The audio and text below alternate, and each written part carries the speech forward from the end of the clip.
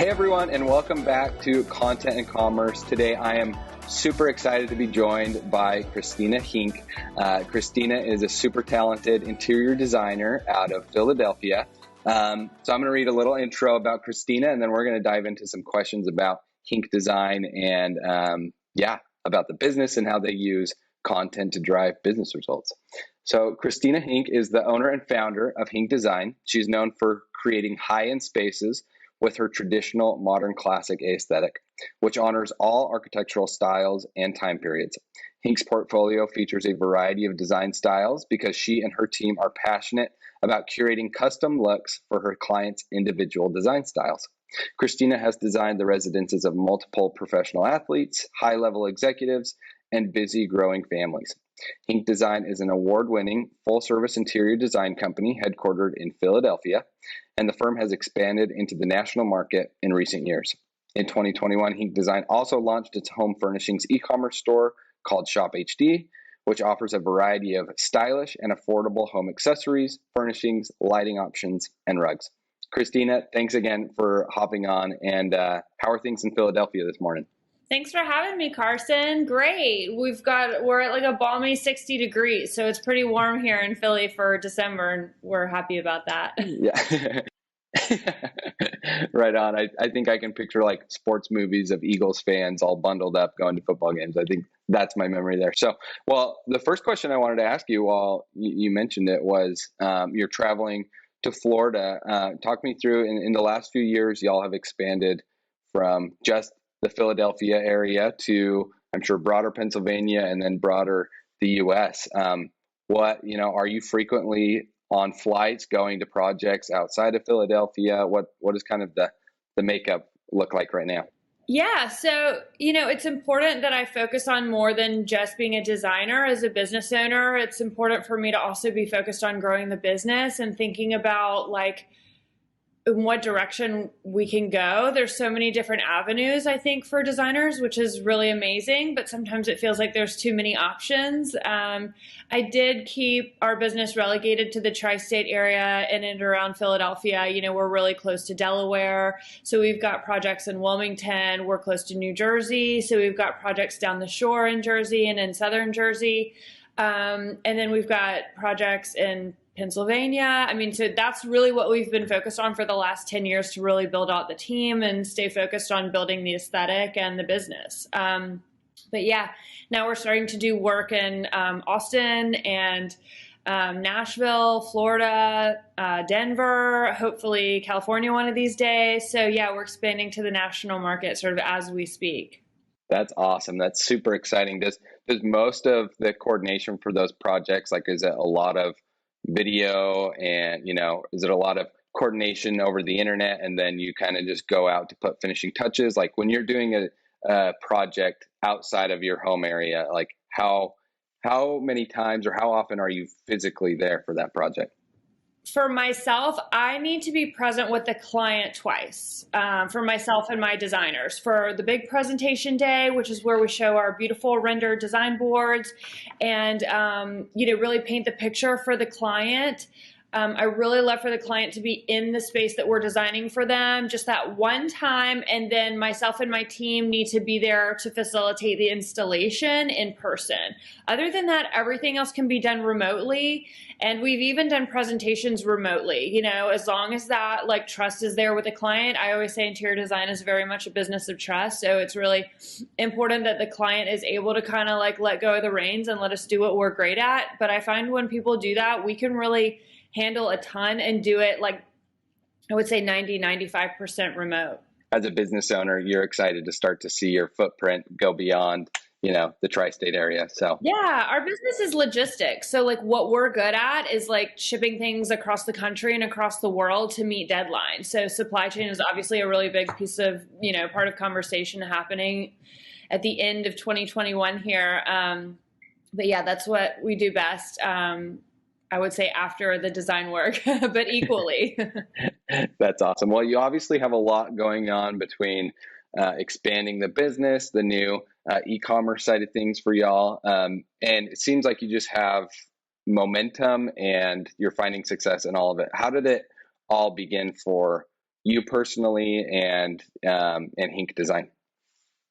Man, where do I start? After 10 years in business. So, I started my company when I was 25 with sort of a Facebook page and a dream, and it's been nothing but grinding, and today is no different, but I wouldn't trade it in for the world. I'm super passionate about what I do, but it takes blood, sweat, and tears to build a business from scratch. If you have investors or if you have, an MBA or, there's different avenues for different people who start businesses. And I'm really one of those who started it just based purely on my passion and my skill set.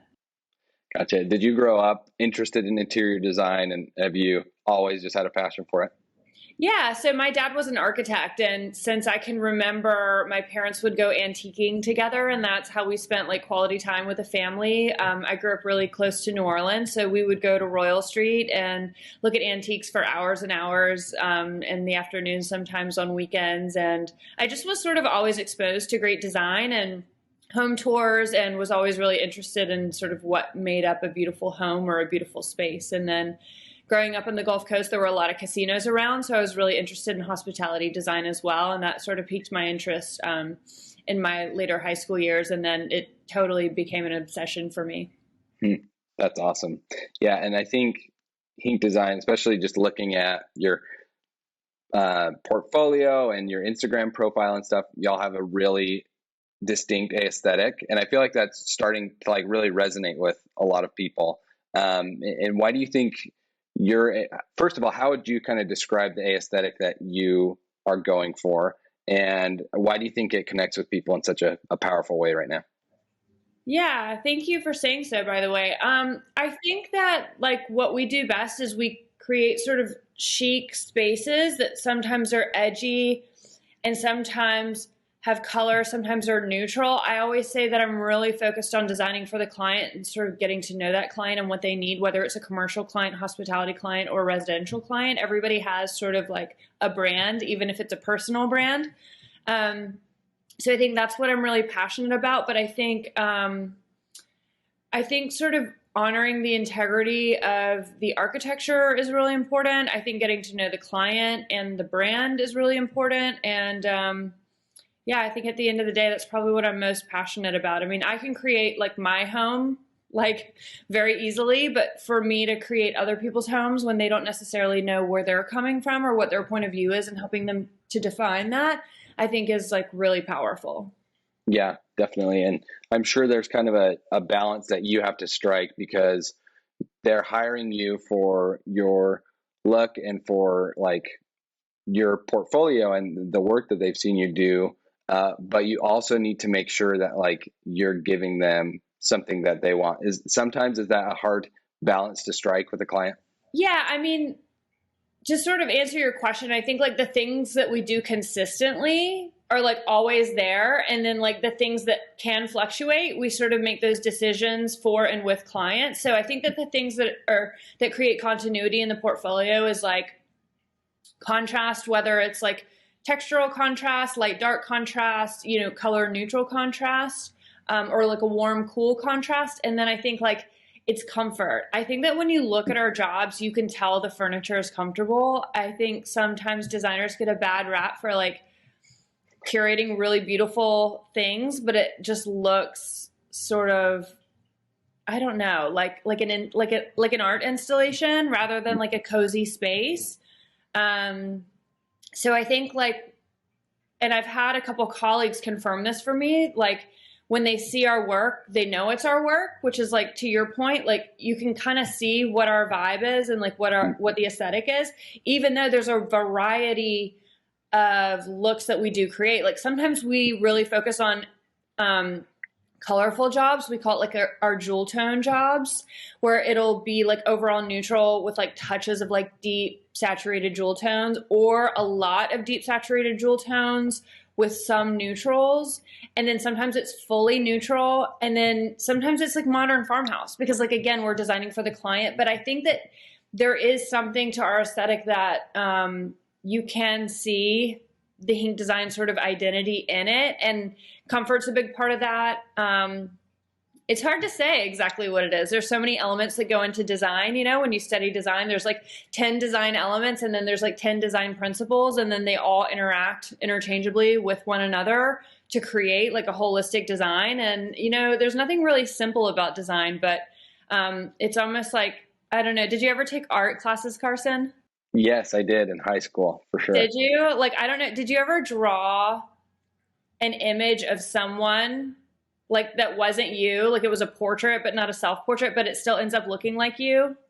I know, like, I personally am the worst drawer in the world, but I know exactly what you're You know what I'm talking referring to. about? It's like no Yes, matter yes. how many people I draw that are not me, somehow, like maybe this is not a narcissistic part of the human mind, but like it always ended up looking a little bit like me. I feel like that's what happens with like my interior design work. It's like I don't know. I'm not designing for myself, but somehow a piece of me is in every design. Yes, I know exactly what you're saying. It's like you have a variety of, like, I guess you could say, design styles that have ended up in clients' homes, but like you leave an impression on that space that is, true to Yeah. your brand. And even if it like is like on the surface really different looking than a different project, like you said, you have people that can say like, hey, we actually recognize that this was from Henck Design because of these reasons or these principles that were followed. Right. Thank you. Like it's not jewel tones and it's not glam and it's not like whatever that is that people think Henck Design is, but you can see it and you can just recognize that's Henck Design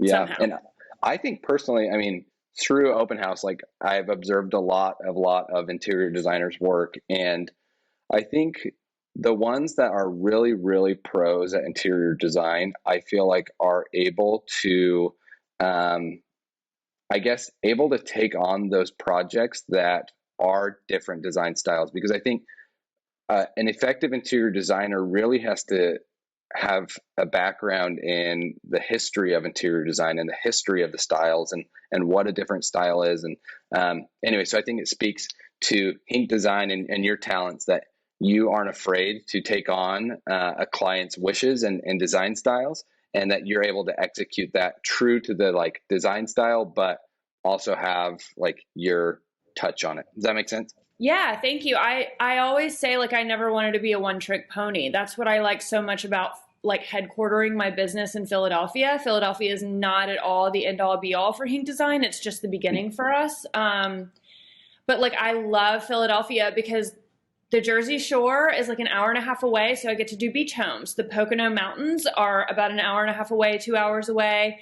We get to do mountain homes. There's incredibly modern contemporary city homes. There's historic architecture in Old City, Philadelphia, that was like where the first White House was before, DC was DC, if you're following me. And there's so much history here, and there's so many different types of architecture, and there's, incredibly beautiful, to be honest, mansions and like giant historic homes that are built out of like giant stone with all this colonial architecture in the nearby suburbs. So I feel like I kind of planted my seeds in the right place because I never wanted to just do modern volumetric rectangular boxes, Yeah. for the rest of my life. I want to do beach. I want to do colonial. I want to do, different style homes. So I'm happy to show that I have range. And I think you're right. That's the mark of any like real artist of any kind. Yeah. And while you're explaining that too, I think it's cool because you mentioned you have kind of in your past a background of spending time in New Orleans. And we actually went to New Orleans just for a weekend. And that's kind of how I would describe it. It's like this melting pot of so many different cultures and different architectural styles. And I don't know. So I think it's clear in how you're explaining kind of your ethos, or is that the right word? Anyways, your Yeah, ethos thank behind you. Henck Design shows that like you've had those experiences from Philadelphia and spending time in New Orleans where you don't want to be a one trick pony and you want to be able to take the best from each of these styles. And anyways, I think that's awesome. That's right.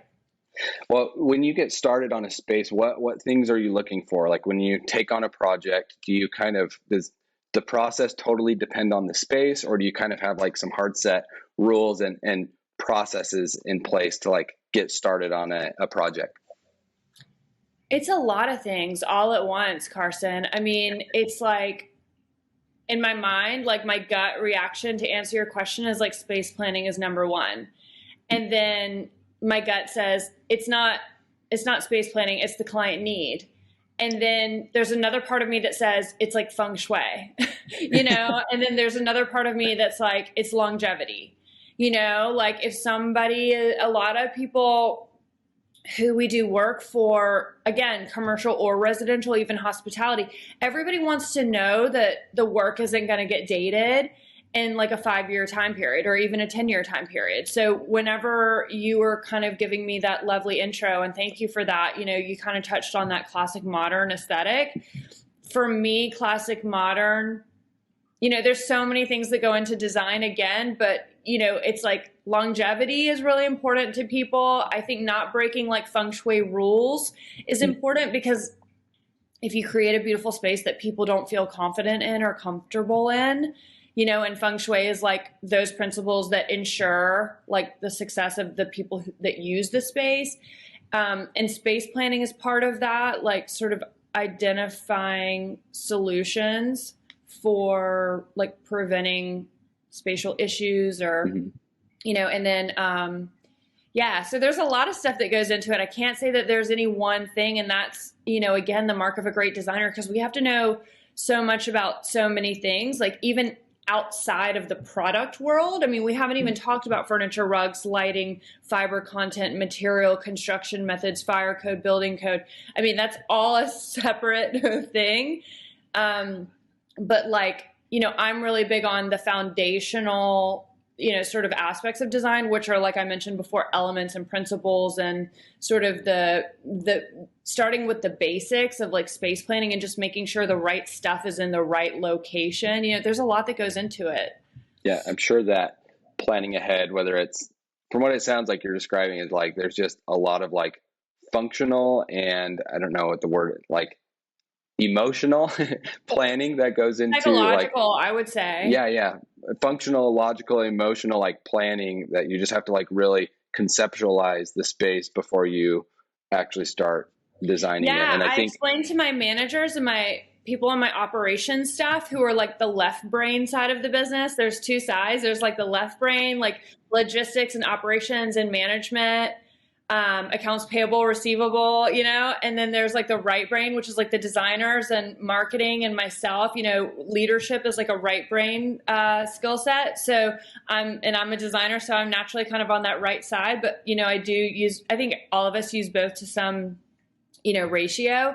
But like, I have to explain to my the operations department sometimes, like, you have to understand, like, when I get on a Zoom, even if it's a Zoom call for an initial consultation to do, somebody's home, I'm doing a virtual walkthrough. I mean, I'm in real time considering all the challenges, all the problems, coming up with solutions for them, itemizing them while I'm explaining it to the client, while I'm designing their whole house sort of on the fly and also I'm doing sales at the same time to sort of win their hearts and minds so that they can understand what my point of view is and how, not only like what the solutions are, but how we could potentially roll them out, So it's like, truly, in order to be a great designer, you have to be thinking about like 12 things at once, and also understand like how all those working parts move in order to bring them together to create one successful project.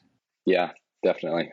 Well, and I think that's why you are the designer. I think that just comes, I just been thinking a lot lately about like, what talents are we born with? What talents are we innate with? Like, anyways, and I think they're, especially as being a lead designer and as being, in your position, it's just clear that in order to do that really well at the highest level, like there is a certain level of like innate ability to handle that process in your mind, You do. It takes talent, but it also, like you said, it takes experience. I mean, I'm at a senior level in my career. I'm here really early because I started when I was so young, but I'm so driven. And thanks for also sort of speaking to the momentum for the company, because I mean, like I told you, I won't sugarcoat it or pretend. Like, it's been a long, tough journey, but like it's 1,000% worth it to me.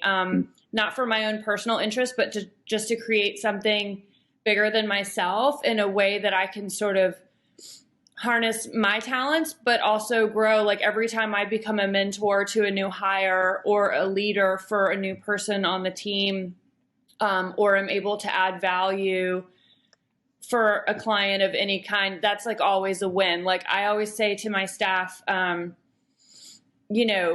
really successful people in life are successful because they come to the table saying, like, what can I do for you? Like, what can I offer?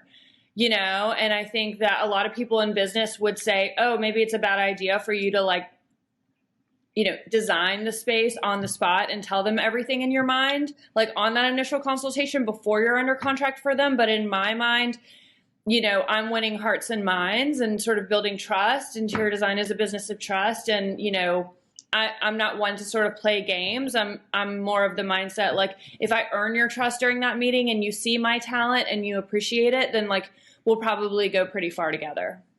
Yeah, that's awesome. And you have to develop that relationship early on, I'm sure, with a client to get that trust. Because I've heard horror stories, about clients and interior designers not aligning. So that makes a ton of sense. It's a leap of faith to have somebody come into your personal home and say, hi, you need to change all of this, and here's why. I mean, that's hard.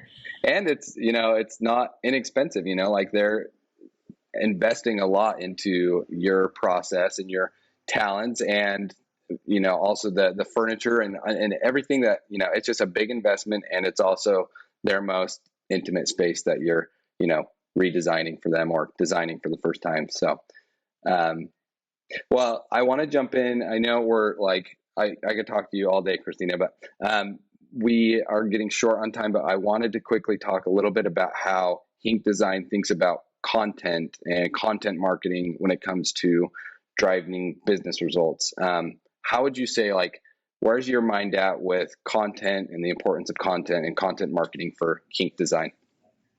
So, I mean, I'm all about it. I was like an influencer before I knew what an influencer was. Like, I feel like I've just always been putting myself out there, and I've always been wanting to collaborate.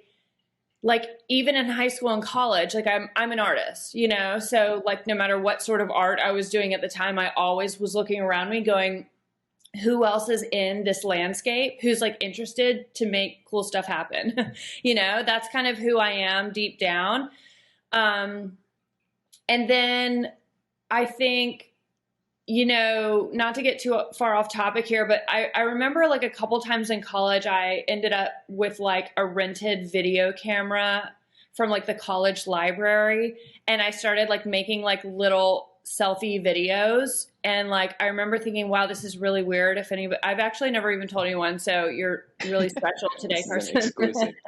Very exclusive. But I made like, and I had like a shaved head at the time. So I felt like kind of like rocker and cool about it. And I was like, did a little editing and made it black and white. And anyway, I think like I think at that point, that was like a moment where I was like into the idea of performance and like kind of performance art. And I was like studying sculpture at the time. And, I was very much an art kid in college. And yeah, I think I've always been wanting to like create content, figure out what to do with that content, figure out who to show that content, figure out why that content might be interesting to other people, and like why, like, why.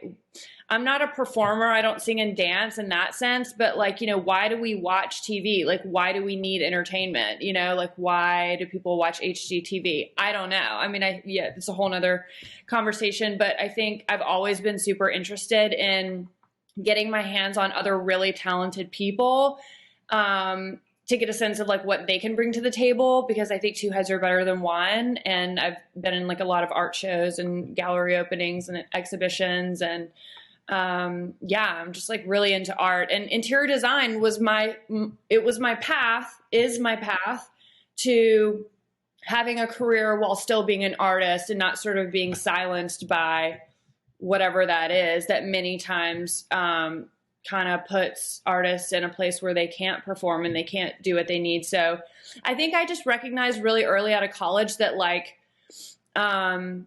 it's really important just to put yourself out there as an artist and like stay hungry and stay relevant and like just create stuff. Like, even if you don't know who's going to care or who's going to buy it or who's not even going to see it, I don't know. You just have to keep going. And I think that's still my philosophy. And, you know, I'm just lucky that I'm passionate about what I do. Yeah, that's awesome. No, I mean, first of all, we need to see these, shaved head rocker videos that you made. I hope you still have those somewhere for posterity. But no, I think that's just great advice. I think being persistent, putting yourself out there. Yeah, I think what I'm learning too is just like the people that are really successful are basically the people that tried the longest, you know? They're just giving. It's like, even if you don't know who's going to receive it, you know, you're just creating. Like, you're just creating knowing that, like, you know, and then I think about Burning Man. It's like they create just to like burn it. You know? So I think, you know, it's just, I feel like being an artist is sort of, and maybe we're off topic here, maybe we're perfectly on topic. I don't know. But I think like part of being a creator and part of being an artist is just like making stuff so you don't like blow up. You know what I mean? Like, it's just you need to do that. So like, if you can harness it and channel it in a way that's productive and that adds value for other people and that creates an opportunity for like my staff, like I create opportunities, like job opportunities for my staff. I create opportunities for tradesmen that we refer and like strategic partners that we can bring in and give business to. You know, it's like win-win or no deal.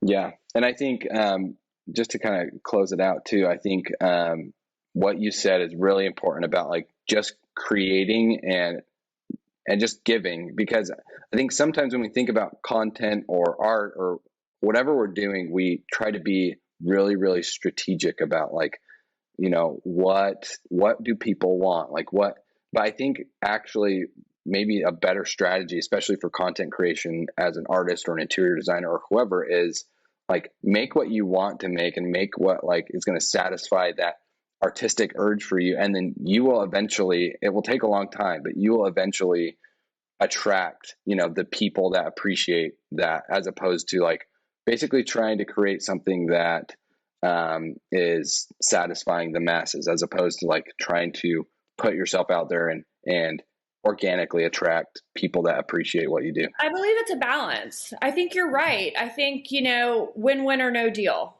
I think that in business, I'm a business owner as much as I'm an artist. You know, I was an artist first. And I will say, I think foremost, but at the same time, like in order to stay relevant and to keep momentum and to continue to build something in order to be able to give, you have to have a platform to do that. And for me, yes, like social media, but also like my business and the content, to your point, is all a part of that.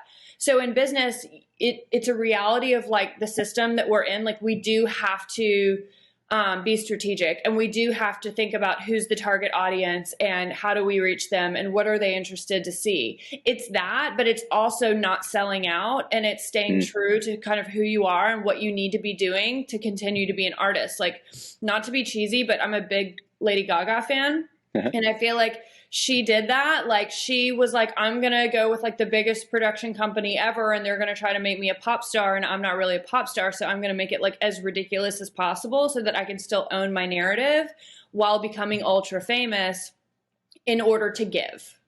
You know, like I kind of see myself in her.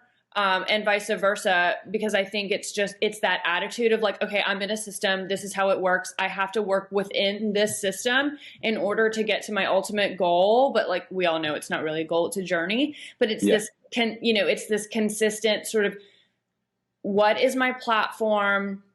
How do I give back? And look, in this decade, it's through social media, it's through podcasts. So thank you for having me. And, you know, I think it's all about also kind of being vulnerable. Like, you can tell when I talk, like I don't mind to say like, it's been a long road. It's been a tough road, but that's part of it. And that's why it's awesome. And I think that when people hear my story and connect with me, like they get that, and walls come down, and that's when real conversations happen.